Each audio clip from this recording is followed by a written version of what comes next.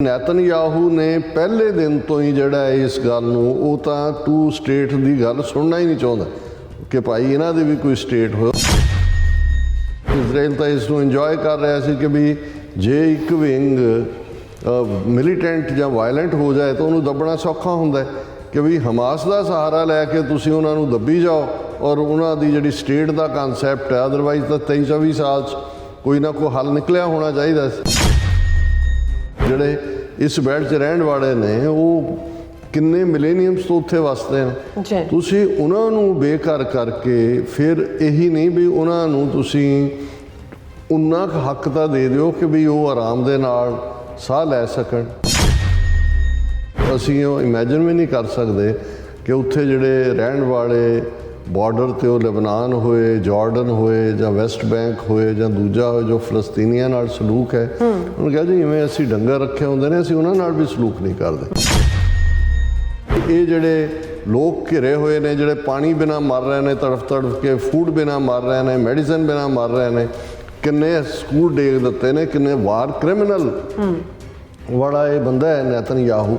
ਲੇਕਿਨ ਤੁਸੀਂ ਖਲੋ ਕੇ ਜੱਫੀ ਚਲਾ ਰਹੇ ਹੋ ਔਰ ਤੁਸੀਂ ਇਹ ਕਹਿ ਰਹੇ ਹੋ ਜੀ 10 ਮਿਲੀਅਨ ਦੋ ਤੁਹਾਡੇ ਬਹਿਰੀ ਜਹਾਜ਼ ਵੀ ਖੜੇ ਨੇ ਮਦਦ ਦੇ ਲਈ।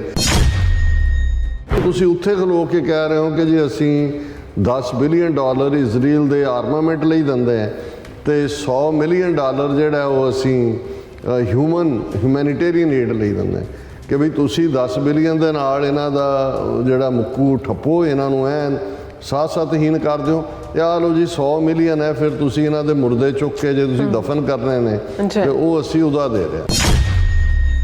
ਭਾਰਤ ਉਹਨਾਂ ਨੇ ਜਿਸ ਅੰਦਾਜ਼ ਦੇ ਵਿੱਚ ਪਹਿਲੇ ਦਿਨਾਂ 'ਚ ਅੰਨ੍ਹੇਵਾਹ ਜਿਹੜੀ ਹੈ ਉਸ ਇਜ਼ਰਾਈਲ ਦੀ ਸਪੋਰਟ ਉਹ ਪਾਰਟ ਚੱਲ ਰਿਹਾ ਸੀ, ਪਰ ਹੁਣ ਉਹਨਾਂ ਦੇ ਹੀ ਕੁਛ ਉਹਨਾਂ ਦੇ ਐਕਸ ਬਿਊਰੋਕਰੈਟ ਨੇ ਯਾਦ ਕਰਾਇਆ ਕਿ ਮਤ ਭੁੱਲੋ ਕਿ 10 ਮਿਲੀਅਨ ਇੰਡੀਅਨ ਜਿਹੜੇ ਨੇ ਉਹ ਮੁਸਲਮਾਨ ਮੁਲਕਾਂ 'ਚ, ਅਰਬ ਮੁਲਕਾਂ 'ਚ ਨੌਕਰੀ ਕਰਦੇ ਨੇ। ਜਿਹੜਾ ਤੁਸੀਂ ਅੱਜ ਵੱਡਾ $200-300 ਬਿਲੀਅਨ ਦਾ ਫੋਰਨ ਐਕਸਚੇਂਜ ਰਿਜ਼ਰਵ ਬਣਾ ਕੇ ਬੈਠੇ ਹੋਏ ਹੋ, ਇਹ ਉਹਨਾਂ ਦੀ ਬਦੌਲਤ ਹੈ। ਮੋਦੀ ਨੇ ਅੱਜ ਮੁਹੰਮਦ ਅਬਾਸ ਜਿਹੜਾ ਵੈਸਟ ਬੈਂਕ ਦੇ ਵਿੱਚ ਪ੍ਰੈਜ਼ੀਡੈਂਟ ਹੈ ਉਹਦੇ ਨਾਲ ਗੱਲਬਾਤ ਕੀਤੀ ਹੈ। ਨਾਲ ਦੀ ਨਾਲ ਹੁਣ ਜੇ ਤੁਸੀਂ ਇੰਡੀਆ ਦੇ ਬਿਆਨ ਦੇਖੋ ਕਿ ਉਹਨਾਂ ਨੇ ਕਹਿਣਾ ਸ਼ੁਰੂ ਕਰ ਦਿੱਤਾ ਹੈ ਕਿ ਜੀ ਅਸੀਂ ਜਿਹੜਾ Israel Hamas conflict, India calls for strict observance of humanitarian law, reiterates direct talks for two-state solution.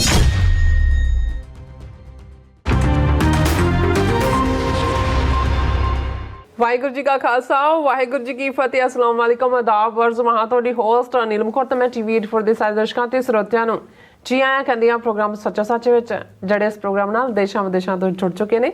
Khalsa affair centre ਦੇ ਸੰਚਾਲਕ ਡਾਕਟਰ ਅਮਨਜੀਤ ਸਿੰਘ ਜੁਸਾਨੀ ਤਰ੍ਹਾਂ ਸਟੂਡੀਓ 'ਚ ਮੇਰੇ ਨਾਲ ਸ਼ਾਮਿਲ ਨੇ। ਉਹਨਾਂ ਨਾਲ ਗੱਲਬਾਤ ਕਰਕੇ ਅੱਜ ਦੇ ਇਸ਼ੂਜ਼ ਉੱਪਰ ਉਹਨਾਂ ਤੋਂ ਉਹਨਾਂ ਦਾ ਤਜ਼ੀਆ ਜਾਣਦੇ ਹਾਂ। ਜੀ ਡਾਕਟਰ ਸਾਹਿਬ, ਵਾਹਿਗੁਰੂ ਜੀ ਕਾ ਖਾਲਸਾ, ਵਾਹਿਗੁਰੂ ਜੀ ਕੀ ਫਤਿਹ। ਹਾਂ ਜੀ ਨੀਲਮ ਕੌਰ ਜੀ, ਤੁਹਾਨੂੰ ਵੀ ਤੇ ਦੁਨੀਆ ਭਰ 'ਚ ਬੈਠੇ ਸਾਡੇ ਬਹੁਤ ਹੀ ਪਿਆਰੇ ਸੋਹਣੇ ਸਿਆਣੇ TV84 ਦੇ ਵਿਊਅਰਸ ਨੂੰ ਵੀ ਵਾਹਿਗੁਰੂ ਜੀ ਕਾ ਖਾਲਸਾ, ਵਾਹਿਗੁਰੂ ਜੀ ਕੀ ਫਤਿਹ। ਸਾਡੇ ਬਹੁਤ ਹੀ ਪਿਆਰੇ ਮੁਸਲਮਾਨ ਭੈਣਾਂ ਭਰਾਵਾਂ ਨੂੰ ਅਸਲਾਮ ਅਲੈਕਮ। ਗੰਗਾ ਜਮਨੀ ਤਹਿਜ਼ੀਬ ਦੇ ਹਿੰਦੂ ਤਵੀਆਂ ਨੂੰ ਨਮੋ ਨਮੇ। ਜੀ ਡਾਕਟਰ ਸਾਹਿਬ, ਜੀ ਆਇਆਂ ਨੂੰ ਪ੍ਰੋਗਰਾਮ ਸੱਚੋ ਸੱਚ ਵਿੱਚ। ਬਹੁਤ ਧੰਨਵਾਦ ਜੀ ਡਾਕਟਰ ਸਾਹਿਬ। ਅੱਜ 19 ਅਕਤੂਬਰ 2023 5 ਕੱਤਕ ਨਾਨਕਸ਼ਾਹੀ ਸੰਮਤ 555 ਦਾ ਦਿਨ ਹੈ ਤੇ ਡਾਕਟਰ ਸਾਹਿਬ ਪ੍ਰੋਗਰਾਮ ਸ਼ੁਰੂ ਕਰਨ ਤੋਂ ਪਹਿਲਾਂ ਅਸੀਂ ਦਰਸ਼ਕਾਂ ਤੇ ਸਰੋਤਿਆਂ ਨੂੰ ਹਮੇਸ਼ਾ ਤਰ੍ਹਾਂ ਦੱਸ ਵਿਊਅਰਸ, ਜੇ ਤੁਸੀਂ ਹੱਕ ਸੱਚ ਇਨਸਾਫ ਤੇ ਪੈਰਾ ਦਿੰਦਾ ਇੱਕੋ ਇੱਕ ਚੈਨਲ TV84 ਨੂੰ ਦੇਖਣਾ ਚਾਹੁੰਦੇ ਹੋ ਤਾਂ ਤੁਸੀਂ ਦੇਖ ਸਕਦੇ ਸਪੈਕਟਰਮ ਕੇਬਲ, ਆਰਸੀਨ ਕੇਬਲ, ਵੈਲਫਮ Canada, roku, Jadoo box, Oshawa, Facebook TV84 ਦੇ ਐਪ ਰਾਹੀਂ online streaming and IP box ਤੇ ਤੁਸੀਂ TV84 ਨੂੰ ਦੇਖ ਸਕਦੇ ਹੋ। ਵਿਊਅਰਸ, ਜੇ ਤੁਸੀਂ TV84 ਨਾਲ ਪ੍ਰੋਗਰਾਮ ਸੱਚੋ ਸੱਚ ਨਾਲ ਫੇਸਬੁੱਕ ਰਾਹੀਂ ਜੁੜੇ ਹੋ ਤਾਂ ਇਸ ਨੂੰ ਵੱਧ ਤੋਂ ਵੱਧ ਲਾਈਕ ਕਰੋ ਤੇ ਸ਼ੇਅਰ ਕਰੋ ਅਤੇ ਨਾਲ ਹੀ YouTube ਤੇ ਸਬਸਕ੍ਰਾਈਬ ਵੀ ਕਰੋ। ਇਹ ਵੀ ਦੱਸ ਦੇ ਕਿ ਤੁਸੀਂ TV84 ਦੀ ਐਪ ਨੂੰ ਐਂਡਰੋਇਡ ਐਂਡ ਐਪ ਸਟੋਰ ਤੇ ਡਾਊਨਲੋਡ ਕਰਕੇ ਜੋ TV84 ਦੀ ਲਾਈਵ ਸਟ੍ਰੀਮ ਹੈ ਇਸ ਨੂੰ ਤੁਸੀਂ 24 ਆਵਰਸ ਦੇਖ ਸਕਦੇ ਹੋ। ਸੋ ਵਿਊਅਰਸ, ਪ੍ਰੋਗਰਾਮ ਦੀ ਸ਼ੁਰੂਆਤ ਕਰਾਂਗੇ ਹਮੇਸ਼ਾ ਤਰ੍ਹਾਂ ਦੀ ਸਪਾਂਸਰਸ਼ਿਪ ਦੇ ਹਵਾਲੇ ਨਾਲ ਕਿ ਅੱਜ ਦੇ ਪ੍ਰੋਗਰਾਮ ਸੱਚੋ ਸੱਚ ਨੂੰ ਸਪਾਂਸਰ ਕੀਤਾ ਗਿਆ ਹੈ ਬਰੈਂਪਟਨ, ਟੋਰਾਂਟੋ, ਕੈਨੇਡਾ ਤੋਂ ਗੁਰਦੁਆਰਾ ਗੁਰੂ ਨਾਨਕ ਮਿਸ਼ਨ ਸੈਂਟਰ ਵੱਲੋਂ। ਸੋ ਇਹਨਾਂ ਨੇ TV84 ਦੀਆਂ ਸੇਵਾਵਾਂ ਦੀ ਸ਼ਲਾਘਾ ਕੀਤੀ ਹੈ ਤੇ ਭਵਿੱਖ ਵਿੱਚ TV84 ਦੀ ਵੱਧ ਤੋਂ ਵੱਧ ਸਪੋਰਟ ਕਰਨਗੇ ਔਰ ਅਸੀਂ ਇਹਨਾਂ ਦਾ ਤਹਿ ਦਿਲ ਤੋਂ ਧੰਨਵਾਦ ਕਰਦੇ ਹਾਂ ਔਰ ਤੁਹਾਨੂੰ ਵੀ ਅਪੀਲ ਤੇ ਬੇਨਤੀ ਕਰਦੇ ਹਾਂ ਕਿ ਤੁਸੀਂ ਪ੍ਰੋਗਰਾਮ ਸੱਚੋ ਸੱਚ ਨੂੰ ਵੱਧ ਤੋਂ ਵੱਧ ਸਪਾਂਸਰ ਕਰੋ। ਸਪਾਂਸਰਸ਼ਿਪ ਲਈ ਤੁਸੀਂ ਸਾਨੂੰ ਕਾਲ ਕਰ ਸਕਦੇ ਹੋ ਸਾਡੇ ਫੋਨ ਨੰਬਰ ਤੇ 5166619184, ਸੇਮ ਨੰਬਰ ਤੇ WhatsApp ਕਰ ਸਕਦੇ ਹੋ, ਤੁਸੀਂ ਸਾਨੂੰ ਈਮੇਲ ਵੀ ਕਰ ਸਕਦੇ ਹੋ info@tv84.tv ਤੇ। ਸੋ ਵੀਅਰਸ, ਪਹਿਲੇ ਸੈਗਮੈਂਟ ਦੇ ਵਿੱਚ ਗੱਲਬਾਤ ਕਰਨ ਜਾ ਰਹੇ ਹਾਂ ਕਿ ਇਜ਼ਰਾਈਲ ਦਾ ਗਜ਼ਾ ਪੱਟੀ ਵਿਚਲੀ ਜਿਹੜੀ ਬੰਬਾਰੀ ਅਤੇ ਘੇਰਾਬੰਦੀ ਜਾਰੀ ਹੈ। ਅਜੇ ਤੱਕ ਇਜਿਪਟ ਤੋਂ ਐਮਰਜੈਂਸੀ ਮਦਦ ਵਾਲਾ ਜਿਹੜਾ ਰਾਹਤ ਰਸਤਾ ਖੋਲਿਆ ਨਹੀਂ ਗਿਆ ਔਰ ਪੱਛਮੀ ਜਗਤ ਇਜ਼ਰਾਈਲੀ ਜ਼ੁਲਮਾਂ ਨਾਲ ਡਟ ਕੇ ਜਿਹੜਾ ਖੜਾ ਹੈ, ਜਦੋਂ ਕਿ ਫਲਸਤੀਨੀਆਂ ਨਾਲ ਮੂੰਹ ਜ਼ੁਬਾਨੀ ਜਿਹੜੀ ਹਮਦਰਦੀ ਦਿਖਾ ਰਿਹਾ ਹੈ। ਸੋ ਭਾਰਤ ਵੱਲੋਂ ਪਰ ਜਿਹੜਾ ਪਹਿਲੇ ਕੁਝ ਦਿਨਾਂ ਵਿੱਚ ਜਿਹੜੇ ਇਜ਼ਰਾਈਲੀ ਜ਼ੁਲਮਾਂ ਦੀ ਖੁੱਲ੍ਹ ਕੇ ਹਮਾਇਤ ਕੀਤੀ ਗਈ ਸੀ, ਪਰ ਹੁਣ ਉਹ ਡੈਮੇਜ ਕੰਟਰੋਲ ਮੋਡ ਵਿੱਚ ਨੇ ਕਿਉਂਕਿ ਮੁਸਲਿਮ ਦੇਸ਼ਾਂ ਨੇ ਭਾਰਤ ਨੂੰ ਅੱਖਾਂ ਦਿਖਾਈਆਂ ਨੇ।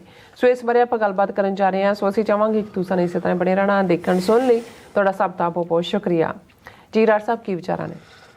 ਦੇਖੋ, ਸਭ ਤੋਂ ਪਹਿਲਾਂ ਤਾਂ ਅਸੀਂ Gurdwara Guru Nanak mission centre Brampton, Toronto, Canada, ਉਹਨਾਂ ਦਾ ਸ਼ੁਕਰੀਆ ਅਦਾ ਕਰਦੇ ਹਾਂ। ਜਿਵੇਂ ਅਸੀਂ ਪਿਛਲੇ ਪ੍ਰੋਗਰਾਮਾਂ 'ਚ ਦੱਸਿਆ ਸੀ ਕਿ ਵੀਕਐਂਡ ਦੀ ਸਾਡੀ 2 ਰੋਜ਼ਾ ਫੇਰੀ ਦੇ ਦੌਰਾਨ ਜਿਹੜਾ ਇੱਕ ਪ੍ਰਮੁੱਖ ਦੀਵਾਨ ਸੰਡੇ ਸ਼ਾਮ 6 ਤੋਂ 8 ਵਜੇ ਤੱਕ, ਜਿਹਦੇ 'ਚ ਕਿ ਹਜ਼ਾਰਾਂ ਦੀ ਗਿਣਤੀ 'ਚ ਸਿੱਖ ਸੰਗਤਾਂ ਉੱਥੇ ਸਵੇਰ ਤੋਂ ਮੇਲਾ ਲੱਗਾ ਹੁੰਦਾ ਹੈ। ਬਹੁਤ ਵੱਡੀ ਗਿਣਤੀ ਸਿੱਖ ਸੰਗਤਾਂ, ਖਾਸ ਤੌਰ 'ਤੇ ਇੰਟਰਨੈਸ਼ਨਲ ਸਟੂਡੈਂਟਸ ਵੀ ਜਿਹੜੇ ਨੇ ਉੱਥੇ ਦੀਦਾਰ ਲਈ ਆਉਂਦੇ ਨੇ।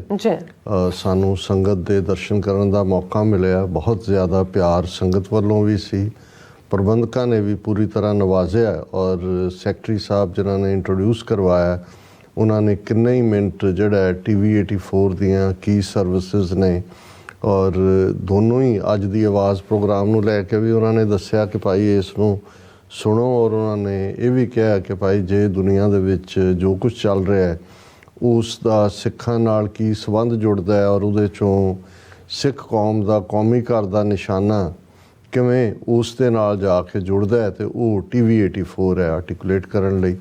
ਸੋ ਅਸੀਂ ਉਹਨਾਂ ਨੇ ਸਿਰੋਪਾਓ ਨਾਲ ਵੀ ਨਵਾਜਿਆ, ਪਰ ਨਾਲ ਦੀ ਨਾਲ ਜਿਹੜੀ ਫਾਈਨੈਂਸ਼ੀਅਲ ਹੈਲਪ ਹੈ ਉਹ ਵੀ ਅੱਗੋਂ ਲਈ ਵੀ ਕਰਨ ਦਾ ਉਹਨਾਂ ਨੇ ਇਕਰਾਰ ਕੀਤਾ। ਸੋ ਅਸੀਂ ਜਿੱਥੇ ਉਹਨਾਂ ਦੇ ਇਸ ਐਫਰਟ ਨੂੰ ਐਪਰੀਸ਼ੀਏਟ ਕਰਦੇ ਹਾਂ ਕਿ ਉਹ ਮੀਡੀਆ ਦੀ ਇੰਪੋਰਟੈਂਸ ਨੂੰ ਸਮਝਦੇ ਨੇ, ਉੱਥੇ ਜਿਵੇਂ ਅਸੀਂ ਕੱਲ੍ਹ ਇੱਕ ਸੈਗਮੈਂਟ ਕੀਤਾ ਸੀ ਕਿ ਉਹਨਾਂ ਵੱਲੋਂ ਆਉਂਦੇ ਵੀਕਐਂਡ ਦੇ ਉੱਤੇ ਇੰਟਰਨੈਸ਼ਨਲ ਸਟੂਡੈਂਟਸ ਨਾਲ ਇੱਕ ਖੁੱਲ੍ਹਾ ਸੈਸ਼ਨ ਉਹਨਾਂ ਦੇ ਫਤਿਹ ਹਾਲ ਦੇ ਵਿੱਚ ਉਹਨਾਂ ਨੇ ਰੱਖਿਆ, ਜਿਸ 'ਚ ਉਹ ਜਾਣਨਾ ਚਾਹਣਗੇ ਕਿ ਭਾਈ ਕੀ ਮਦਦ ਗੁਰਦੁਆਰਾ ਕਮੇਟੀ ਔਰ ਉਹਨਾਂ ਦੇ ਨਾਲ ਇੱਕ ਅਕਾਲ ਟਰਸਟ ਸ਼ਾਇਦ ਸੰਸਥਾ ਸੀ ਉਹ ਕਰ ਸਕਦੇ ਨੇ। ਔਰ ਅੱਜ ਹੀ ਮੈਨੂੰ ਉਹਨਾਂ ਦੇ ਪ੍ਰਮੁੱਖ ਸਰ ਬਲਕਰਨ ਸਿੰਘ ਗਿੱਲ ਦਾ ਮੈਸੇਜ ਵੀ ਹੈ ਕਿ ਜੀ ਸਾਨੂੰ ਤੁਸੀਂ ਸੁਝਾਅ ਵੀ ਦਿਓ ਕਿ ਵੀ ਅਸੀਂ ਕੀ ਕਰ ਸਕਦੇ ਹਾਂ।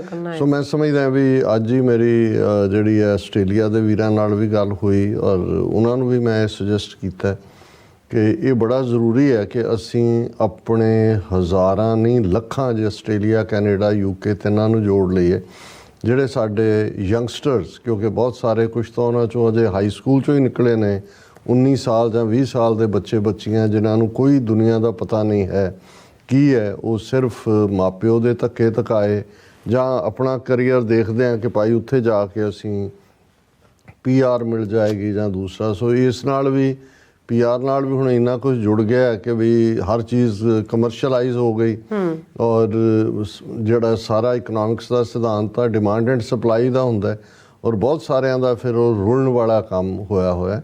ਸੋ ਸਾਡਾ ਇਹੀ ਕਹਿਣਾ ਹੈ ਕਿ ਭਾਈ ਇਹ ਸਾਡਾ ਕੌਮੀ ਸਰਮਾਇਆ ਹੈ, ਸਾਡੇ ਬੱਚੇ ਬੱਚੀਆਂ ਨੇ, ਇਹਨਾਂ ਨੂੰ ਜੇ ਅਸੀਂ ਠੀਕ ਡਾਇਰੈਕਸ਼ਨ, ਠੀਕ ਮਦਦ ਔਰ ਠੀਕ ਗਾਈਡੈਂਸ ਦਿਆਂਗੇ ਤੇ ਇਹ ਸਾਡਾ ਭਵਿੱਖ ਨੇ। ਕੱਲ੍ਹ ਨੂੰ ਜਦੋਂ ਅਸੀਂ ਖਾਲਿਸਤਾਨ ਦੀ ਗੱਲ ਕਰਦੇ ਹਾਂ ਔਰ ਕੌਮੀ ਘਰ ਖਾਲਿਸਤਾਨ ਦੇ ਲਈ ਡਾਇਸਪੋਰਾ ਸਿੱਖਾਂ ਦੇ ਰੋਲ ਦੀ ਗੱਲ ਕਰਦੇ ਹਾਂ ਤੇ ਜਿਨ੍ਹਾਂ ਦੀ ਬਾਂਹ ਅਸੀਂ ਫੜੀ ਹੋਏਗੀ ਉਹਨਾਂ ਨੂੰ ਵੀ ਅਹਿਸਾਸ ਹੋਏਗਾ ਕਿ ਭਾਈ ਉਹ ਖਾਲਸਾ ਪੰਥ ਦਾ ਇੱਕ ਅਨਿੱਖੜਵਾਂ ਹਿੱਸਾ ਨੇ ਔਰ ਪੰਥ ਉਹਨਾਂ ਦੇ ਨਾਲ ਮੁਸ਼ਕਲ ਦੇ ਵੇਲੇ ਖਲੋਤਾ ਹੈ, ਇਸ ਲਈ ਉਹ ਵੀ ਉਹ ਕਰਦੇ ਨੇ ਪੰਥ ਨੂੰ।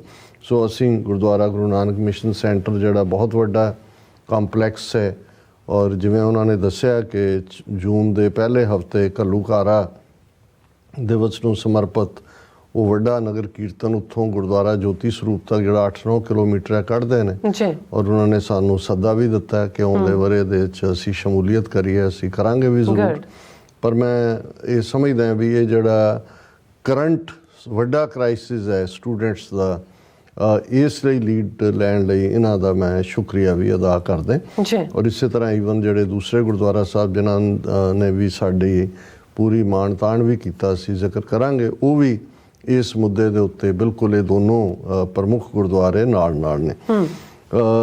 ਕਿਉਂਕਿ ਜੋ ਚਰਚਾ ਹੁੰਦੀ ਹੈ ਜਦੋਂ ਅਸੀਂ ਮਾਸਪੁਰੀ ਵਿੱਚ ਆਖ ਮਸੋਲਾ ਗੁਰੂ ਨਾਨਕ ਸਾਹਿਬ ਦੇ ਇਹ ਫਰਮਾਨ ਵੱਲ ਧਿਆਨ ਦਿੰਦੇ ਹਾਂ ਕਿ ਸਾਹਿਬ ਕੇ ਗੁਣ ਗਾਵੀਐ ਨਾਨਕ ਮਾਸਪੁਰੀ ਵਿੱਚ ਆਖ ਮਸੋਲਾ।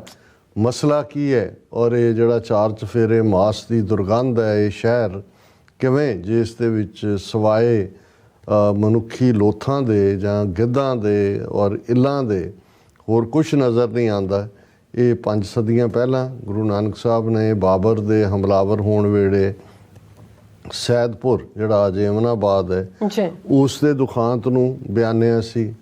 ਔਰ ਕੋਈ ਸਾਲ ਸ਼ਾਇਦ ਹੀ ਐਸਾ ਹੋਏਗਾ ਇਸ ਈਵਨ ਦੂਸਰੇ ਆਲਮੀ ਜੰਗ ਤੋਂ ਬਾਅਦ ਜਾਂ ਸੈਕੰਡ ਵਰਲਡ ਵਾਰ ਤੋਂ ਬਾਅਦ ਜਿੱਥੇ ਦੁਨੀਆ ਦੇ ਕਿਸੇ ਖਿੱਤੇ ਦੇ ਵਿੱਚ ਇਹ ਮਾਸਪੁਰੀ ਦੀ ਕਹਾਣੀ ਨਾ ਹੋਏ, ਲੋਥਾਂ ਨਾ ਹੋਣ, ਮਾਸ ਦੀ ਗੰਧ ਨਾ ਹੋਏ ਜਾਂ ਇੱਲਾਂ ਔਰ ਕਾਵਾਂ ਦੇ ਲਈ ਉਹ ਖਾਜਾ ਨਾ ਬਣੇ ਹੋਣ।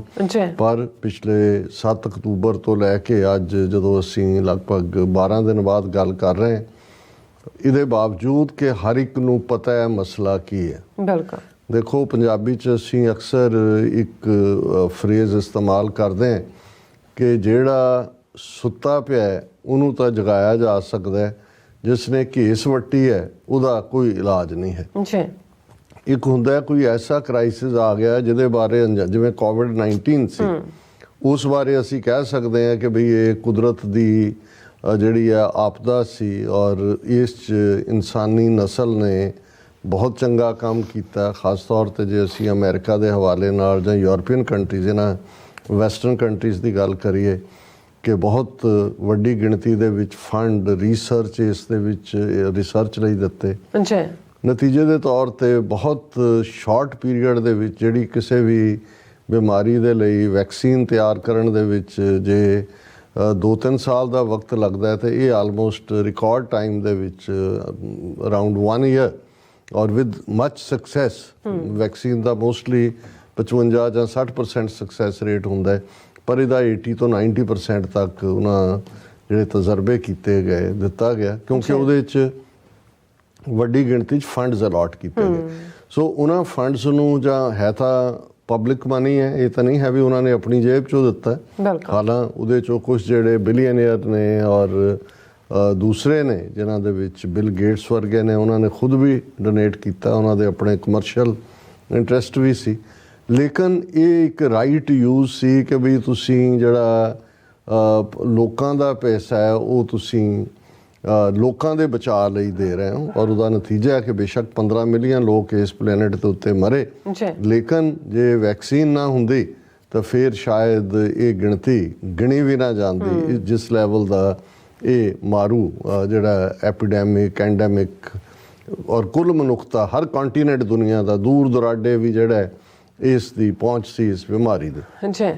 ਹੁਣ ਜਦੋਂ ਅਸੀਂ ਦੇਖਦੇ ਹਾਂ ਹਾਲਾਤ ਇਹਨਾਂ ਦਾ ਇਸ ਵੇਲੇ ਪ੍ਰੈਜ਼ੀਡੈਂਟ ਬਾਈਡਨ ਨੇ ਆਉਣ ਵਾਲੇ ਪੀਰੀਅਡ 'ਚ ਐਡਰੈਸ ਕਰਨਾ ਹੈ ਮੁਲਕ ਨੂੰ ਔਰ ਇਸ ਦੇ ਉੱਤੇ ਜਿਹੜਾ ਗਾਜ਼ਾ ਦੇ ਵਿੱਚ ਕਨਫਲਿਕਟ ਹੈ ਹਮਾਸ ਵਰਸਸ ਇਜ਼ਰਾਈਲ ਔਰ ਜਿਹੜੀਆਂ ਰਿਪੋਰਟਸ ਵੀ ਨੇ ਉਹਨਾਂ ਦੇ ਵਿੱਚ ਇਹੀ ਹੈ ਕਿ ਜੀ ਬਿਲੀਅਨਸ ਆਫ ਡਾਲਰਸ ਜਿਹੜੇ ਨੇ ਉਹ ਇਜ਼ਰਾਈਲ ਨੂੰ ਔਰ ਯੂਕਰੇਨ ਨੂੰ ਦੇਣ ਦਾ ਜਿਹੜਾ ਉਹ ਪ੍ਰਣ ਕੀਤਾ ਜਾਣਾ ਕਿਉਂਕਿ ਪਿਛਲੇ ਇਹਨਾਂ ਸਾਰੇ 10-11 ਦਿਨਾਂ 'ਚ ਇੱਕ ਐਨਾਲਿਸਿਸ ਜਿਹੜਾ ਸਾਰੇ ਹੀ ਕੱਲ੍ਹ ਮੈਂ ਕਾਫੀ ਲੇਟ ਆਵਰਸ ਤੱਕ ਜਾਗਦਾ ਰਿਹਾ ਕਿਉਂਕਿ ਕੁਛ ਖਾਸ ਪ੍ਰੋਫੈਸਰ ਜਿਹੜੇ ਮਿਡਲ ਈਸਟ ਦੇ ਐਕਸਪਰਟ ਨੇ ਔਰ ਯੂਰਪ ਦੇ ਵੀ ਐਕਸਪਰਟ ਨੇ, ਉਹਨਾਂ 'ਚੋਂ 1-2 ਪ੍ਰੋਮੀਨੈਂਟ ਯਹੂਦੀ, 1-2 ਅਮਰੀਕਾ ਦੇ ਹਾਈ ਫਾਈ ਰਹੇ ਜਿਨ੍ਹਾਂ ਨੇ ਵਾਈਟ ਹਾਊਸ 'ਚ ਕੰਮ ਕੀਤਾ।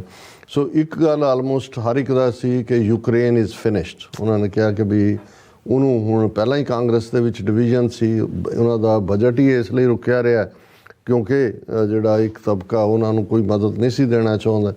ਲੇਕਿਨ ਉਹਨਾਂ ਨੇ ਕਿਹਾ ਵੀ ਸਾਰੇ ਦੇ ਥੱਲੇ ਔਰ ਜਿਵੇਂ ਕੱਲ੍ਹ ਅਸੀਂ ਕੁਦਰਤੀ ਇਹ ਮੈਂ ਕਮੈਂਟ ਕੀਤਾ ਸੀ ਵੀ ਜੇ ਇਸ ਵੇਲੇ ਕੋਈ ਸਭ ਤੋਂ ਰਿਲੈਕਸਡ ਹੈ ਤੇ ਉਹ ਰਸ਼ੀਆ ਦਾ ਪ੍ਰੈਜ਼ੀਡੈਂਟ ਪੁਤਿਨ ਹੈ ਕਿ ਭਾਈ ਮੇਰੇ ਗਲੋਂ ਬਲਾ ਲੱਥੀ।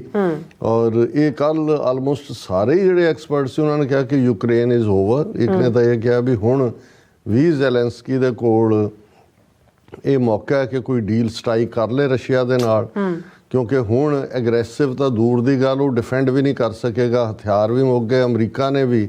ਔਰ ਅਮਰੀਕਾ ਦੇ ਵੀ ਇੱਕ ਪ੍ਰੋਮੀਨੈਂਟ, ਉਹਦਾ ਪਤਾ ਨਹੀਂ ਕੀ ਰੁਤਬਾ ਸੀ, ਉਹਨੇ ਕਿਹਾ ਕਿ ਜੀ ਹੁਣ ਅਸੀਂ we are at the end of the rope. ਉਹੀ ਜਿਹੜੇ 10 ਦਿਨ ਪਹਿਲਾਂ ਇਹ ਬਿਆਨਬਾਜ਼ੀ ਕਰ ਰਹੇ ਸੀ ਕਿ ਜੀ ਇਹ ਜਿਹੜਾ ਹੈ ਸਾਡੇ ਲਈ ਪ੍ਰੈਸਟੀਜ ਦਾ ਇਸ਼ੂ ਹੈ, ਅਸੀਂ ਨਾਲ ਖੜੇ ਹਾਂ ਯੂਕਰੇਨ ਦੇ, ਹਿਊਮੈਨਿਟੀ ਫਲਾਣਾ ਢਿਮਕਾ, ਤੇ ਉਹਨਾਂ ਦਾ ਇਹ ਕਹਿਣਾ ਸੀ ਕਿ now Ukraine is at the end of the rope, ਕਿ ਵੀ ਅਸੀਂ ਕੰਮ ਮੁਕਾ ਦਿੱਤਾ ਹੈ। ਔਰ ਈਵਨ ਇੱਕ ਨੇ ਤਾਂ ਇਹ ਵੀ ਕਿਹਾ, ਉਹਨੇ ਕਿਹਾ ਕਿ ਵੀ this is the time now for Zelensky to leave, ਵੀ ਉਹਦਾ ਘਰ ਵੀ ਹੈਗਾ ਇਟਲੀ ਦੇ ਵਿੱਚ, ਉੱਥੇ ਜਾ ਕੇ ਰਹਿਣ ਲੱਗ ਜਾਏ। ਔਰ ਹੁਣ ਜੋ ਬਚ ਗਿਆ ਇਹਨੂੰ ਬਚਾ ਲਓ, ਅਦਰਵਾਈਜ਼ ਜਿਹੜਾ ਹੈ ਅਮਰੀਕਾ ਜਾਂ ਕਿਸੇ ਨੇ ਹੁਣ ਦੀਵਾਨੀ ਨਹੀਂ ਦੇਣੀ। ਹਾਲਾਂ ਅੱਜ ਜਦੋਂ ਅਸੀਂ ਇਹ ਦੇਖ ਰਹੇ ਹਾਂ ਜੇ ਦੇ ਵੀ ਦੇਣਗੇ ਤੇ ਇਹਦੇ 'ਚ ਤਾਂ ਕੋਈ ਸ਼ੱਕ ਨਹੀਂ ਹੈ ਕਿ ਜਿਹੜਾ ਸਾਰਾ 18 ਮਹੀਨੇ ਤੋਂ ਜਿਸ ਗੱਲ ਦੇ ਲਈ ਰਸ਼ੀਆ ਦੇ ਅਗੇਂਸਟ ਫਰੰਟ ਖੋਲ੍ਹਿਆ ਸੀ ਜਾਂ ਖੁਲਾਇਆ ਗਿਆ ਸੀ, ਔਰ ਇਹੀ ਐਕਸਪਰਟ ਕਹਿ ਰਹੇ ਸੀ ਕਿ ਵੀ ਇਹਨਾਂ ਨੇ ਹੀ ਯੂਕਰੇਨ ਨੂੰ ਇੱਕ ਬੁਲਵਾਕ ਸਟੇਟ ਬਣਾਉਣ ਦੇ ਲਈ ਯੂਰਪ ਵਰਸਸ ਰਸ਼ੀਆ ਦੇ ਪੁਸ਼ ਕੀਤਾ, ਇਹਨਾਂ ਨੇ ਵਾਰ ਪੁਸ਼ ਕੀਤੀ। ਔਰ as usual they are leaving them in the lurch, ਉਹਨਾਂ ਨੂੰ ਮੰਝ ਧਾਰ 'ਚ ਛੱਡ ਕੇ ਜਾ ਰਹੇ ਨੇ। ਪਰ ਦੂਸਰਿਆਂ ਨੇ ਕਿਹਾ ਜੀ ਸਿਆਣਪ ਤਾਂ ਇਹੀ ਹੁੰਦੀ ਹੈ ਕਿ ਉਹਨਾਂ ਦੀ ਗੇਮ ਖਤਮ ਹੋ ਗਈ। ਹੁਣ ਇਸ ਤੋਂ ਅਸੀਂ ਅੰਦਾਜ਼ਾ ਲਾ ਸਕਦੇ ਹਾਂ, ਕਿਉਂਕਿ ਕਈ ਸਾਡੇ ਵੀਰ ਭੈਣਾਂ ਜਿਹੜੇ ਸਾਨੂੰ ਅਜੇ ਵੀ ਲਿਖਦੇ ਨੇ ਕਿ ਜੀ ਤੁਸੀਂ ਜ਼ਰਾ, ਕੁਛ ਨੇ ਤਾਂ ਬਹੁਤ ਐਪਰੀਸ਼ੀਏਟ ਕੀਤਾ ਵੀ ਤੁਹਾਡਾ ਬੜਾ ਬੈਲੈਂਸ ਸਟੈਂਡ ਹੈ, ਪਰ ਕੁਛ ਅਜੇ ਵੀ ਸਾਨੂੰ ਇਹ ਐਡਵਾਈਜ਼ ਕਰਦੇ ਨੇ ਕਿ ਜੀ ਤੁਸੀਂ ਅਮਰੀਕਾ ਔਰ ਇਜ਼ਰਾਈਲ ਦੇ ਨਾਲ ਅੱਖਾਂ ਬੰਦ ਕਰਕੇ ਖਲੋਵੋ। ਮੈਂ ਇਹ ਸਮਝਦਾ ਹਾਂ ਕਿ ਭਾਈ ਜਿਹੜੇ ਵੀ ਸਾਡੇ ਵੀਰ ਭੈਣਾਂ ਇਸ ਸਾਰੀ ਖੇਡ ਨੂੰ ਸਮਝਣਾ ਚਾਹੁੰਦੇ ਨੇ, ਯੂਕਰੇਨ ਤਾਂ ਸਾਡੇ ਸਾਹਮਣੇ ਹੈ। ਉਸ ਤੋਂ ਪਹਿਲਾਂ ਅਸੀਂ ਗੱਲ ਕਰਦੇ ਰਹੇ ਕਿ ਜੀ ਪਾਕਿਸਤਾਨ ਦੇ ਨਾਲ ਕੀ ਹੋਇਆ ਜਾਂ ਦੂਸਰਿਆਂ ਦੇ ਨਾਲ ਕੀ ਹੋਇਆ, ਜਿੱਥੇ ਜਿੱਥੇ ਵੀ। ਔਰ ਹਮੇਸ਼ਾ ਇੱਕ ਗੱਲ ਦਾ ਆਪਣੇ ਲੋਕਾਂ ਨੂੰ, ਜਿਹੜੇ ਅਸੀਂ ਭਾਵੁਕ ਲੋਕ ਹੈ, ਇਮਾਨਦਾਰ ਲੋਕ ਹੈ, ਔਰ ਅਸੀਂ ਸਮਝਦੇ ਹਾਂ ਕਿ ਠੀਕ ਤਾਂ ਠੀਕ ਹੈ, ਠੀਕ ਦੀ ਸਪੋਰਟ ਹੋਣੀ ਚਾਹੀਦੀ ਹੈ, ਲੇਕਿਨ ਇਵੇਂ ਹੁੰਦਾ ਨਹੀਂ ਹੈ। ਇੱਕ ਗੱਲ ਦਾ ਧਿਆਨ ਰਹੇ ਕਿ ਹਮੇਸ਼ਾ, ਔਰ ਇਹ ਇਹਨਾਂ ਦੇ ਕਿਸੇ ਪ੍ਰੋਮੀਨੈਂਟ ਸਟੇਟਸਮੈਨ ਦੀ ਸਟੇਟਮੈਂਟ ਹੈ ਕਿ ਵੀ ਦੇयर ਆਰ ਨੋ ਪਰਮਾਨੈਂਟ ਫਰੈਂਡਸ ਔਰ ਫੋਜ਼ ਇਨ ਪੋਲਿਟਿਕਸ, ਪਰਮਾਨੈਂਟ ਆਰ ਇੰਟਰਸਟ।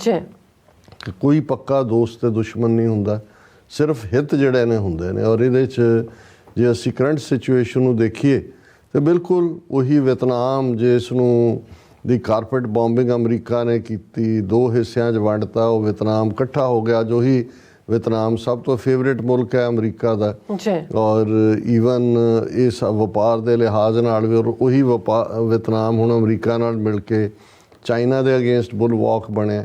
ਹੁਣ ਇਸੇ ਤਰ੍ਹਾਂ ਈਵਨ ਜੇ ਤੁਸੀਂ ਫਰਾਂਸ ਔਰ ਯੂਕੇ ਦੀ ਹਿਸਟਰੀ ਦੇਖੋ, ਸਦੀਆਂ ਦੀ ਹੌਸਟਿਲਿਟੀ, ਲੇਕਿਨ ਯੂਰਪੀਅਨ ਯੂਨੀਅਨ ਦੇ ਵਿੱਚੋਂ ਇਕੱਠੇ ਹੋ ਕੇ ਆਏ। ਔਰ ਫਰੈਂਚ ਔਰ ਬ੍ਰਿਟਿਸ਼ ਆਪੋ ਆਪਣੇ ਟ੍ਰੇਡ ਇੰਟਰਸਟ ਉਹਨਾਂ ਦੇ ਅੱਜ ਵੀ ਨੇ, ਲੇਕਿਨ ਉਸੇ ਹੀ ਲਾਈਨ ਦੇ ਉੱਤੇ ਆ ਕੇ ਖਲੋਤੇ ਨੇ। ਕਿੰਨੇ ਹੋਰ ਮੁਲਕ ਜਿਹੜੇ ਨੇ ਉਹ ਗਿਣਾਏ ਜਾ ਸਕਦੇ ਨੇ ਜਿਨ੍ਹਾਂ ਦੀ ਕਿਸ ਕਿਸਮ ਦੀ ਰਾਈਵਲਰੀ ਸੀ। ਫਾਈਨਲੀ ਉਹਨਾਂ ਨੂੰ ਜਦੋਂ ਕੋਈ ਹਿੱਤ ਲੱਗੇ, ਇੱਧਰ ਦਿਸਿਆ ਉੱਧਰ ਦਿਸਿਆ, ਉਹ ਆਪਣੇ ਹਿੱਤਾਂ ਦੇ ਲਈ ਖਲੋ ਗਏ। ਹੁਣ ਇਹੀ ਹਾਲਾਤ, ਇਹ ਗੱਲ ਤਾਂ ਮੈਨੂੰ ਸਮਝ ਆ ਗਈ ਕਿ ਵੀ Ukraine is gone as far as American radar is concerned.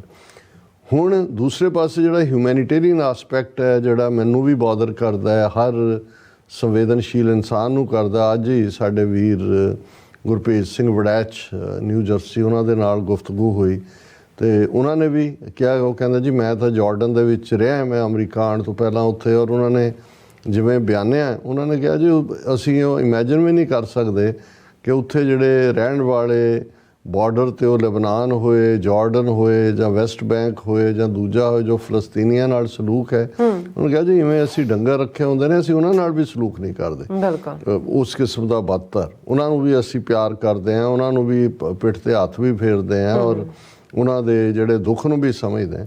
ਉਹਨੂੰ ਕਿਹਾ ਜੀ ਉਹਨਾਂ ਨਾਲ ਤਾਂ ਮਤਲਬ ਉਹ ਉਹਨਾਂ ਦਾ ਤਾਂ ਪ੍ਰਾਈਡ, ਔਰ ਦੂਸਰਾ ਸਵੇਰੇ ਸ਼ਾਮ ਦੁਪਹਿਰੇ ਉਹਨਾਂ ਕੋਲ ਕੋਈ ਹੋਰ ਹੈ ਹੀ ਨਹੀਂ ਅਦਰ ਦੈਨ ਕਿ ਉਹਨਾਂ ਨੂੰ ਇਹ ਬਾਰ-ਬਾਰ ਰਿਅਲਾਈਜ਼ ਕਰਵਾਇਆ ਜਾਣਾ ਕਿ ਤੁਸੀਂ ਗੁਲਾਮ ਹੋ। ਹੁਣ ਇੱਕ ਪਾਸੇ ਉਹ ਸਿਚੁਏਸ਼ਨ, ਫਿਰ ਤੁਸੀਂ ਆਪਣੇ ਮੁਲਕ ਦੇ ਵਿੱਚ ਜਿਹੜਾ ਤੁਹਾਡਾ ਮੁਲਕ ਹੈ ਸਦੀਆਂ ਤੋਂ, ਜਿੱਥੇ ਤੁਹਾਡਾ ਸਦੀਆਂ ਤੋਂ ਨਹੀਂ ਮਿਲੇਨੀਅਮਸ ਤੋਂ, ਮਜ਼ਹਬ ਤਾਂ ਬਾਅਦ 'ਚ ਆਏ, 1400 ਸਾਲ ਪਹਿਲਾਂ ਇਸਲਾਮ ਆਇਆ, ਜੂਡਾਇਜ਼ਮ 200-300, ਜਿਹੜੇ ਇਸ ਬੈਲਟ 'ਚ ਰਹਿਣ ਵਾਲੇ ਨੇ ਉਹ ਕਿੰਨੇ ਮਿਲੇਨੀਅਮਸ ਤੋਂ ਉੱਥੇ ਵਸਦੇ ਨੇ। ਤੁਸੀਂ ਉਹਨਾਂ ਨੂੰ ਬੇਘਰ ਕਰਕੇ ਫਿਰ ਇਹੀ ਨਹੀਂ ਵੀ ਉਹਨਾਂ ਨੂੰ ਤੁਸੀਂ ਉਨਾ ਕੁ ਹੱਕ ਤਾਂ ਦੇ ਦਿਓ ਕਿ ਵੀ ਉਹ ਆਰਾਮ ਦੇ ਨਾਲ ਸਾਹ ਲੈ ਸਕਣ। ਜਦੋਂ ਓਸਲੋ ਅਵਾਰਡਸ ਦੀ ਗੱਲ ਹੁੰਦੀ ਹੈ, ਔਰ ਅਗੇਨ ਓਸਲੋ ਅਵਾਰਡ ਇਹੀ ਸੀ ਕਿ ਭਾਈ ਇਹ ਵੈਸਟ ਬੈਂਕ ਗਾਜ਼ਾ ਮਿਲਾ ਕੇ ਈਸਟ ਜੈਰੂਸ਼ਲਮ ਉਹਦੀ ਕੈਪੀਟਲ ਹੋਏਗੀ, ਫਲਸਤੀਨੀ ਸਟੇਟ ਹੈ ਔਰ ਇਜ਼ਰਾਈਲ ਦੇ ਨਾਲ ਸਾਈਡ ਬਾਈ ਸਾਈਡ ਐਗਜ਼ਿਸਟ ਕਰੇਗੀ।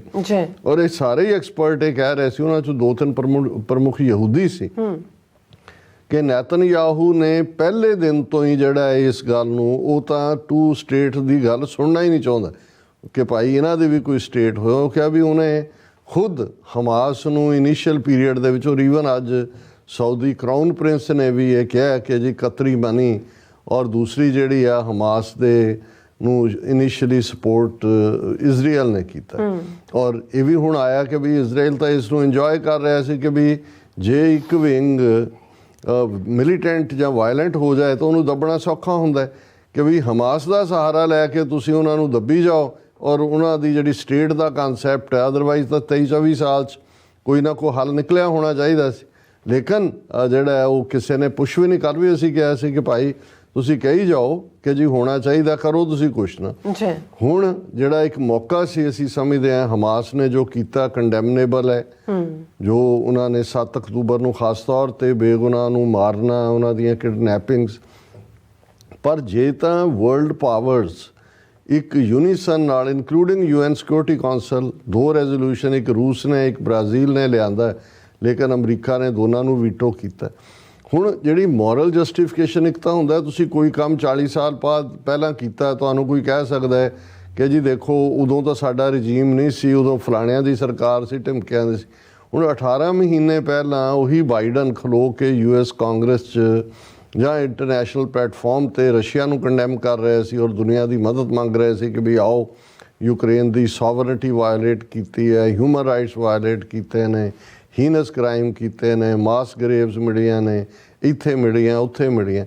ਪਰ ਅੱਜ ਉਹੀ ਸਾਡਾ ਪ੍ਰੈਜ਼ੀਡੈਂਟ ਉੱਥੇ ਜਾ ਕੇ ਖਲੋ ਕੇ ਅੱਜ ਕੀ ਕਹੇਗਾ ਮੁਲਕ ਨੂੰ ਮੈਨੂੰ ਨਹੀਂ ਪਤਾ, ਲੇਕਿਨ ਤੁਸੀਂ ਉੱਥੇ ਖਲੋ ਕੇ ਕਹਿ ਰਹੇ ਹੋ ਕਿ ਜੀ ਅਸੀਂ $10 ਬਿਲੀਅਨ ਇਜ਼ਰਾਈਲ ਦੇ ਆਰਮਾਮੈਂਟ ਲਈ ਦਿੰਦੇ ਹਾਂ ਤੇ $100 ਮਿਲੀਅਨ ਜਿਹੜਾ ਉਹ ਅਸੀਂ ਹਿਊਮੈਨਿਟੇਰੀਅਨ ਏਡ ਲਈ ਦਿੰਦੇ ਕਿ ਵੀ ਤੁਸੀਂ 10 ਬਿਲੀਅਨ ਦੇ ਨਾਲ ਇਹਨਾਂ ਦਾ ਜਿਹੜਾ ਮੁੱਕੂ ਠੱਪੋ, ਇਹਨਾਂ ਨੂੰ ਐਨ ਸਾਹ-ਸਤਹੀਨ ਕਰ ਦਿਓ ਤੇ ਆ ਲਓ ਜੀ 100 ਮਿਲੀਅਨ ਹੈ, ਫਿਰ ਤੁਸੀਂ ਇਹਨਾਂ ਦੇ ਮੁਰਦੇ ਚੁੱਕ ਕੇ ਜੇ ਤੁਸੀਂ ਦਫਨ ਕਰਨੇ ਨੇ ਤੇ ਉਹ ਅਸੀਂ ਉਹਦਾ ਦੇ ਰਹੇ ਹਾਂ। ਹਾਲਾਂ ਨਾ ਹੀ ਕੋਈ ਔਰ ਇਹ ਆਇਆ ਜੀ ਕਿ ਉਹਨਾਂ ਨੇ ਕਿਹਾ ਜੀ ਠੀਕ ਹੈ ਗਜ਼ਾ ਤੋਂ ਰਸਤਾ ਖੋਲ੍ਹ ਦਿਆਂਗੇ। ਦੂਜਾ ਅੱਜ ਜਦੋਂ ਅਸੀਂ ਗੱਲ ਕਰ ਰਹੇ ਹਾਂ, ਅਜੇ ਤੱਕ ਵੀ 50 ਤੋਂ ਜ਼ਿਆਦਾ ਟਰੱਕ ਗਜ਼ਾ ਵਾਲੀ ਸਟ੍ਰਿਪ 'ਤੇ ਖੜ੍ਹੇ ਨੇ ਜਿਨ੍ਹਾਂ ਦੇ ਵਿੱਚ ਵਾਟਰ ਹੈ, ਮੈਡੀਸਨ ਹੈ, ਕੋਈ ਫੂਡ ਸਪਲਾਈ ਹੈ, ਲੇਕਿਨ ਉਹਨਾਂ ਸੜਕਾਂ ਇੰਨੀ ਬੁਰੀ ਤਰ੍ਹਾਂ ਟੁੱਟੀਆਂ ਨੇ ਔਰ ਇਜ਼ਰਾਈਲ ਨੂੰ ਖੋਲ੍ਹ ਵੀ ਨਹੀਂ ਰਿਹਾ।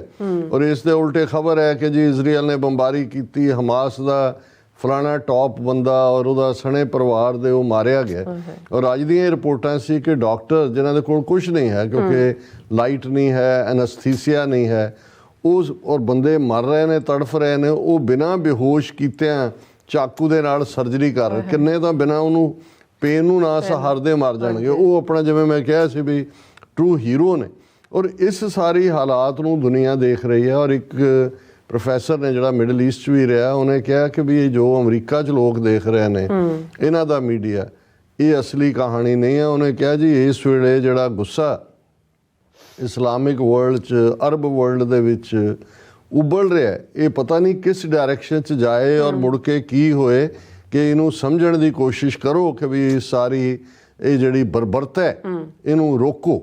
ਔਰ ਇਹਦੇ 'ਚ ਅਸੀਂ ਸਮਝਦੇ ਹਾਂ ਹੁਣ ਇੱਥੇ ਤੁਸੀਂ ਇਸ ਮੀਡੀਆ 'ਚ ਕੋਈ ਖਬਰਾਂ ਨਹੀਂ ਦੇਖੋਗੇ ਕਿ ਕਿਵੇਂ ਉਹ ਸਪੇਨ ਹੋਏ, ਕੋਲੰਬੀਆ ਹੋਏ, ਉਹਨਾਂ ਨੇ ਇਜ਼ਰਾਈਲ ਦੇ ਐਂਬੈਸਡਰ ਕੱਢੇ ਨੇ ਬਾਹਰ ਕਿ ਵੀ ਤੁਸੀਂ ਜਿਹੜਾ ਇਹ ਜ਼ੁਲਮ ਕਰ ਰਹੇ ਹੋ। ਆਇਰਲੈਂਡ, ਮੈਨੂੰ ਨਹੀਂ ਪਤਾ ਆਇਰਿਸ਼ ਜਾਂ ਫਲਸਤੀਨੀ ਲੋਕਾਂ ਦੀ ਕੀ ਹਿਸਟਰੀ ਹੈ, ਪਰ ਜਿਸ ਅੰਦਾਜ਼ ਦੇ ਵਿੱਚ ਆਇਰਲੈਂਡ ਦੀ ਪਾਰਲੀਮੈਂਟ ਦੇ ਵਿੱਚ ਮਤੇ ਤੇ ਮਤਾ, ਲੈਕਚਰ ਤੇ ਲੈਕਚਰ, ਉਹਨਾਂ ਦੀ ਗਵਰਨਮੈਂਟ ਦਾ ਪਾਰਟ, ਔਰ ਇੱਕ ਉਹ ਜਿਹੜੀ ਆਇਰਿਸ਼ ਇੱਕ ਵੂਮਨ ਹੈ ਜਿਹੜੀ ਸ਼ਾਇਦ ਯੂਰਪੀਅਨ ਪਾਰਲੀਮੈਂਟ 'ਚ ਵੀ, ਉਹ ਜਿਵੇਂ ਜਦੋਂ ਬਿਆਨ ਕਰਦੀ ਹੈ ਉਹ ਤੁਹਾਡਾ ਉਹਨੂੰ ਸੁਣਦੇ ਜਾਣ ਨੂੰ ਜੀ ਕਰਦਾ ਹੈ, ਪਰ ਤਕਲੀਫ ਵੀ ਹੋ ਰਹੀ ਹੁੰਦੀ ਹੈ ਅੰਦਰ ਕਿ ਵੀ ਇਹ ਕੀ ਚੱਲ ਰਿਹਾ ਹੈ। ਸੋ ਪਰ ਇਹ ਤੁਹਾਨੂੰ ਖਬਰਾਂ 'ਚ ਨਹੀਂ ਨਜ਼ਰ ਆਏਗਾ ਕਿ ਵੀ ਸਪੇਨ ਨੇ ਉਹਨਾਂ ਦਾ ਐਂਬੈਸਡਰ ਕਿਕ ਆਊਟ ਕੀਤਾ ਹੈ, ਡਿਪਲੋਮੈਟਿਕ ਸਬੰਧ ਤੋੜੇ ਨੇ, ਔਰ ਕੋਲੰਬੀਆ ਨੇ ਕੀਤਾ ਹੈ, ਔਰ ਦੂਸਰਿਆਂ ਨੇ ਕੀਤਾ ਜਿਹੜਾ ਹੈ। ਔਰ ਇਹ ਕੋਈ ਛੋਟੀ ਖਬਰ ਨਹੀਂ ਸੀ ਕਿ ਅਮਰੀਕਨ ਪ੍ਰੈਜ਼ੀਡੈਂਟ ਗਿਆ, ਮੀਟਿੰਗ ਰੱਖੀ ਹੋਈ, ਨਾ ਜਾਰਡਨ ਦਾ ਪ੍ਰਾਈਮ ਮਿਨਿਸਟਰ ਮਿਲਦਾ ਹੈ, ਨਾ ਜਿਹੜਾ ਇਜਿਪਟ ਦਾ ਮਿਲਦਾ ਹੈ, ਨਾ ਜਿਹੜਾ ਉਹ ਥਰਡ ਜਿਹੜਾ ਮੁਲਕ ਹੈ ਉਹ ਉਹਨਾਂ ਨੂੰ ਮਿਲਦਾ ਹੈ। ਹੁਣ ਇਹ ਅਮਰੀਕਨ ਕੋਈ ਪ੍ਰੈਸਟੀਜ ਲਈ ਚੰਗਾ ਨਹੀਂ, ਪਰ ਉਹੀ ਜੇ ਬਾਈਡਨ ਆਇਆ ਤਾਂ ਰਿਸ਼ੀ ਸੁਣਕ ਜਾ ਕੇ ਉੱਥੇ ਟਪਕਿਆ, ਉਹ ਵੀ ਕਹਿ ਰਿਹਾ ਹੈ ਪੂਰੀ ਮਦਦ, Israel has right to defend itself, ਦਿਸ।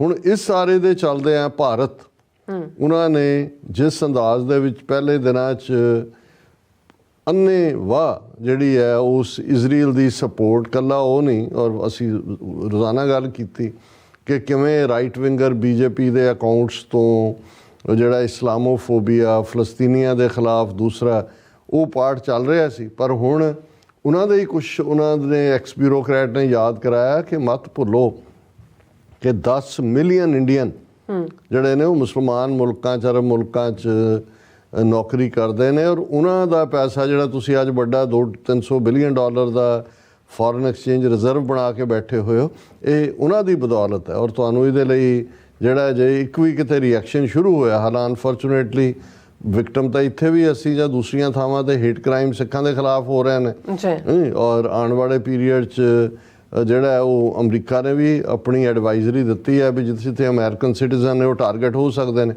ਕਿਉਂਕਿ ਜੋ ਅਮਰੀਕਨ ਦੀ ਜੇ ਆਫੀਸ਼ੀਅਲ ਪਾਲਿਸੀ ਉਹਨਾਂ ਦੇ ਖਿਲਾਫ ਹੈ ਇਸ ਲੈਵਲ ਤੱਕ ਜਾ ਕੇ ਕਿ ਭਾਈ ਤੁਸੀਂ ਈਵਨ ਹਿਊਮੈਨੀਟੇਰੀਅਨ ਤੁਸੀਂ ਇਜ਼ਰਾਈਲ ਦੀ ਸਪੋਰਟ ਕਰੋ, ਉਹ ਤੁਹਾਡੀ ਸਟੇਟ ਹੈ ਉਹਨੂੰ ਬਿਲਟ ਰੱਖੋ, ਪੁੱਟ ਯੂਰ ਫੁੱਟ ਡਾਊਨ ਕਿ ਭਾਈ ਇਹ ਜਿਹੜੇ ਲੋਕ ਘਿਰੇ ਹੋਏ ਨੇ, ਜਿਹੜੇ ਪਾਣੀ ਬਿਨਾਂ ਮਰ ਰਹੇ ਨੇ, ਤੜਫ ਕੇ ਫੂਡ ਬਿਨਾਂ ਮਰ ਰਹੇ ਨੇ, ਮੈਡੀਸਨ ਬਿਨਾਂ ਮਰ ਰਹੇ ਨੇ, ਕਿੰਨੇ ਸਕੂਲ ਡੇਗ ਦਿੱਤੇ ਨੇ, ਕਿੰਨੇ ਵਾਰ ਕ੍ਰਿਮੀਨਲ ਵਾਲਾ ਇਹ ਬੰਦਾ ਹੈ ਨੇਤਨਯਾਹੂ।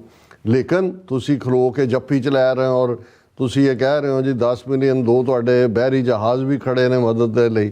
ਇਹਦਾ ਪ੍ਰਾਈਸ ਜਿਹੜਾ ਉਹ ਪੇ ਕਰਨਾ ਪੈਂਦਾ ਹੈ ਜਦੋਂ ਹਿਸਟਰੀ ਤਾਂ ਕਰੇਗੀ। ਮੈਂ ਅੱਜ ਇੱਕ ਅਮਰੀਕਨ ਨੂੰ ਕਹਿ ਰਿਹਾ ਸੀ, ਮੈਂ ਕਿਹਾ ਵੀ ਇਹ ਭਲਾ ਚੰਗਾ ਬੰਦਾ ਕੈਥੋਲਿਕ ਰੱਬ ਨੂੰ ਮੰਨਣ ਵਾਲਾ ਬਾਈਡਨ, ਇਹਨੇ ਆਪਣੇ ਹੱਥ ਖੂਨ ਨਾਲ ਰੰਗ ਲਏ ਨੇ।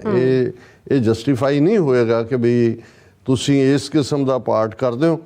ਇੰਡੀਆ ਨੂੰ ਹੁਣ ਜਦੋਂ ਥੋੜ੍ਹਾ ਬਹੁਤ ਨਜ਼ਰ ਆਇਆ, ਹੁਣ ਮੋਦੀ ਨੇ ਅੱਜ ਮੁਹੰਮਦ ਅਬਾਸ ਜਿਹੜਾ ਵੈਸਟ ਬੈਂਕ ਦੇ ਵਿੱਚ ਪ੍ਰੈਜ਼ੀਡੈਂਟ ਹੈ ਉਹਦੇ ਨਾਲ ਗੱਲਬਾਤ ਕੀਤੀ ਹੈ। ਨਾਲ ਦੀ ਨਾਲ ਹੁਣ ਜੇ ਤੁਸੀਂ ਇੰਡੀਆ ਦੇ ਬਿਆਨ ਦੇਖੋ ਕਿ ਉਹਨਾਂ ਨੇ ਕਹਿਣਾ ਸ਼ੁਰੂ ਕਰ ਦਿੱਤਾ ਹੈ ਕਿ ਜੀ ਅਸੀਂ ਜਿਹੜਾ Israel Hamas conflict, India calls for strict observance of humanitarian law, reiterates direct talks for two-state solution। ਹੁਣ ਇੰਡੀਆ ਨੂੰ ਦੋ ਸਟੇਟਾਂ ਦਾ ਹੱਲ ਵੀ ਨਜ਼ਰ ਆ ਗਿਆ ਔਰ ਹਿਊਮੈਨੀਟੇਰੀਅਨ ਲਾਅ ਵੀ ਨਜ਼ਰ ਆ ਗਿਆ। ਲੇਕਿਨ ਇਕੱਲਾ ਇਹ ਨਹੀਂ ਸੀ ਵੀ ਇੰਡੀਅਨ ਗਵਰਨਮੈਂਟ ਨੇ ਇਸ ਲੈਵਲ 'ਤੇ ਜਾ ਕੇ ਜਿਹੜਾ ਇੱਕ ਤਰਫਾ ਲਾਈਨ ਲਈ।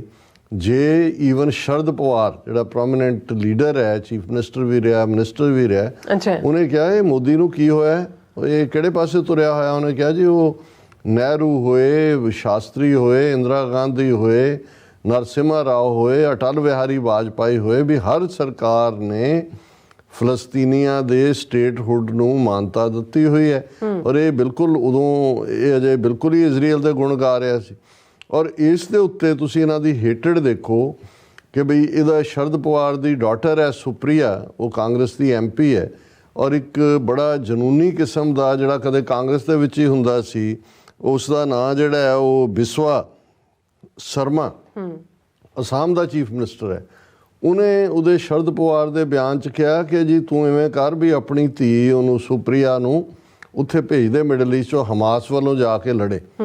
ਹੁਣ ਇਸ ਹੱਦ ਤੱਕ ਜਦੋਂ ਤੁਸੀਂ ਬਿਲਕੁਲ ਸ਼ਾਲੀਨਤਾ ਛੱਡ ਦਿੰਦੇ ਹੋ, ਅਪੱਧਰ ਟਿੱਪਣੀਆਂ ਕਰਦੇ ਹੋ, ਨਫ਼ਰਤ ਨਾਲ ਭਰੇ ਹੋਏ, ਔਰ ਕੁਝ ਜਿਹੜੇ ਮਿਟਾ ਦਿਓ, ਇਹਦਾ ਸਫਾਏ ਹਸਤੀ ਤੋਂ ਮਿਟਾ ਦਿਓ, ਇਹਨਾਂ ਨੂੰ ਕੋਈ ਜੀਣ ਦਾ ਹੱਕ ਨਹੀਂ ਹੈ। ਔਰ ਇਹ ਬਿਲਕੁਲ ਔਰ ਇਸ ਸਾਰੇ 'ਚ ਅਮਰੀਕਾ ਨੇ ਨਾ ਸਿਰਫ ਇਹ ਹਿਊਮੈਨੀਟੇਰੀਅਨ ਮੁੱਦੇ 'ਤੇ, ਕਿਉਂਕਿ ਇੱਕ ਅਮਰੀਕਨ ਸ਼ਹਿਰੀ ਹੋਣ ਦੇ ਨਾਤੇ ਮੈਨੂੰ ਤਕਲੀਫ ਵੀ ਹੋ ਰਹੀ ਹੈ ਕਿ ਵੀ ਮੈਂ ਆਪਣੇ ਇਸ ਮੁਲਕ ਬਾਰੇ ਇਹ ਕਹਿ ਰਿਹਾ। ਹਾਲਾਂਕਿ ਇਹ ਵੀ ਇੱਕ ਦਰਦ ਹੈ ਅਮਰੀਕਾ ਦੇ ਲਈ ਵੀ ਕਿ ਭਾਈ ਤੁਹਾਡਾ ਰਿਕਾਰਡ ਦੁਨੀਆ 'ਚ ਜਿੱਥੇ ਵੀ ਦੁਨੀਆ 'ਚ ਕੋਈ ਵੱਸਦਾ ਹੈ, ਜੇ ਉੱਥੇ ਜਾ ਕੇ ਕੋਈ ਆਵਾਜ਼ ਦੇ ਕਿ ਆਓ ਤੁਹਾਨੂੰ ਗ੍ਰੀਨ ਕਾਰਡ ਮਿਲੇਗਾ ਅਮਰੀਕਾ ਦਾ, ਤੇ 8 ਬਿਲੀਅਨ ਲੋਕ ਅਮਰੀਕਾ ਪਹੁੰਚ ਜਾਣ, ਕੋਈ ਵੀ ਕਿਤੇ ਨਾ ਰਹੇ।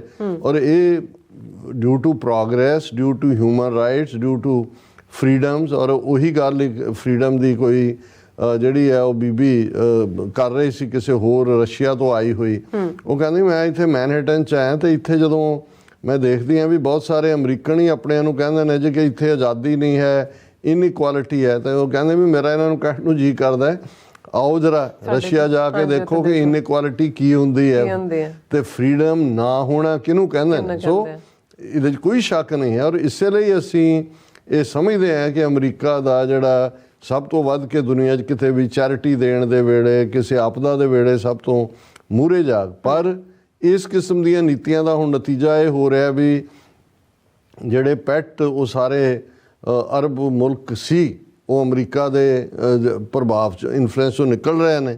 ਔਰ ਚਾਈਨਾ ਦਾ president Xi says China to work with Egypt to help stabilise Middle East.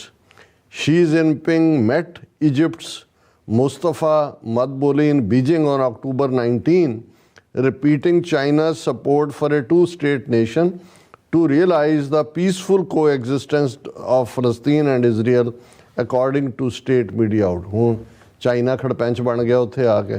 ਹੁਣ ਜਿੱਥੇ ਇਜਿਪਟ ਦੇ ਪ੍ਰੈਜ਼ੀਡੈਂਟ ਨੂੰ ਮਿਲਣਾ ਸੀ ਬਾਈਡਨ, ਉੱਥੇ ਇਜਿਪਟ ਦਾ ਪ੍ਰੈਜ਼ੀਡੈਂਟ ਬੀਜਿੰਗ 'ਚ ਸ਼ੀ ਜਿਨਪਿੰਗ ਨੂੰ ਮਿਲ ਰਿਹਾ।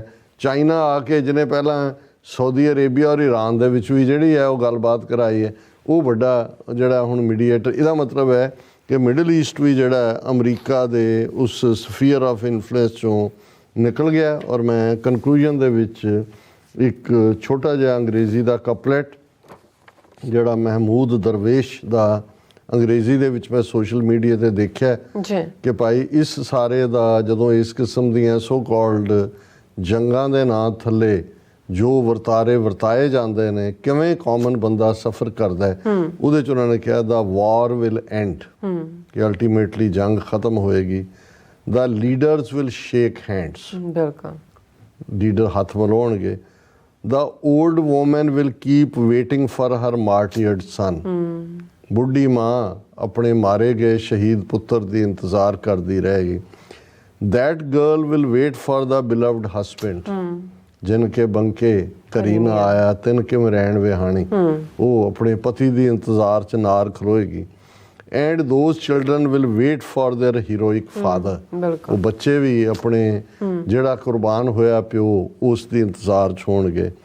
ਆਈ don't know who sold our land but I saw who paid the price, ਕਿ ਮੈਨੂੰ ਨਹੀਂ ਪਤਾ ਮੇਰਾ ਮੁਲਕ ਕਿਹਨੇ ਵੇਚਿਆ, ਪਰ ਮੈਨੂੰ ਇਹ ਪਤਾ ਹੈ ਕਿ ਵੀ ਮੈਂ ਉਸ ਦੀ ਕੀਮਤ ਅਦਾ ਕਰ ਰਿਹਾ। The war will end, the leaders will shake hands, the old woman will keep waiting for her martyred son, that girl will wait for the beloved husband, and those children will wait for their heroic father. I don't know who sold our land, but I saw who paid the price. ਜੀ doctor ਸਾਹਿਬ ਤੁਹਾਡਾ ਬਹੁਤ ਬਹੁਤ ਸ਼ੁਕਰੀਆ। ਸੋ ਇਸ ਦਿਨ ਆਪਣੇ viewers ਕੋਲ ਇੱਥੇ ਬ੍ਰੇਕ ਲੈਂਦੇ ਹਾਂ ਔਰ ਨਾਲ ਹੀ ਆਪਾਂ ਅਪੀਲ ਤੇ ਬੇਨਤੀ ਵੀ ਕਰਦੇ ਹਾਂ। ਵਿਊਅਰਸ, ਜਿਸ ਤਰ੍ਹਾਂ ਕਿ ਤੁਸੀਂ ਜਾਣਦੇ ਹੋ ਕਿ TV 84 ਹੱਕ ਸੱਚ ਇਨਸਾਫ ਦੀ ਆਵਾਜ਼ ਬੁਲੰਦ ਕਰ ਰਿਹਾ ਹੈ। ਆਵਾਜ਼ ਤੁਹਾਡੇ ਪਿਆਰ ਸਦਕਾ, ਤੁਹਾਡੇ ਵਿਸ਼ਵਾਸ ਸਦਕਾ, ਤੁਹਾਡੇ ਡੋਨੇਸ਼ਨ ਸਦਕਾ ਹੀ ਹੋ ਸਕਦੀ ਹੈ। ਸੋ ਅਸੀਂ ਚਾਹਾਂਗੇ ਕਿ ਤੁਸੀਂ TV 84 ਦੀ ਚੜ੍ਹਦੀ ਕਲਾ ਲਈ ਵੱਧ ਤੋਂ ਵੱਧ ਡੋਨੇਟ ਕਰੋ। ਡੋਨੇਟ ਕਰਨ ਲਈ ਸਾਡੀ ਵੈਬਸਾਈਟ tv84.tv ਤੇ ਜਾ ਕੇ ਪੇਪਲ ਦੀ ਵਰਤੋਂ ਕਰਕੇ ਵਨ ਟਾਈਮ ਡੋਨੇਟ ਕਰ ਸਕਦੇ ਹੋ, ਮੰਥਲੀ ਡੋਨੇਟ ਵੀ ਕਰ ਸਕਦੇ ਹੋ।